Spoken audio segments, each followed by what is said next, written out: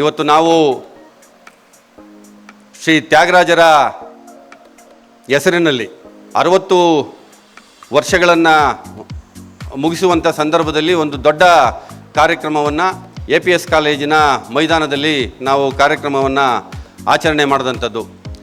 ಆ ಆಚರಣೆ ಮಾಡಿದಂಥ ಸಂದರ್ಭದಲ್ಲಿ ನಾವು ನಮ್ಮ ಬ್ಯಾಂಕಿನ ಸದಸ್ಯರನ್ನು ಒಳಗೊಂಡಂತೆ ಮತ್ತು ನಮ್ಮ ನಿರ್ದೇಶಕರುಗಳು 2018-19ರಿಂದ 2023-24ನೇ ಸಾಲಿನಲ್ಲಿ ಆಯ್ಕೆಯಾಗಿದ್ದಂಥ ನಮ್ಮ ಆಡಳಿತ ಮಂಡಳಿ ಏನಿದೆ, ಬಹುತೇಕ ನಮ್ಮ ಆಡಳಿತ ಮಂಡಳಿಯಲ್ಲಿ ಒಂದು 2 ಬದಲಾವಣೆ ಆಗಿರೋದು ಬಿಟ್ಟರೆ ಬಹುತೇಕ ಎಲ್ಲರೂ ಯಥಾವತ್ತಾಗಿ ಪುನರಾಯ್ಕೆ ಆಗಿರ್ತಕ್ಕಂಥದ್ದು.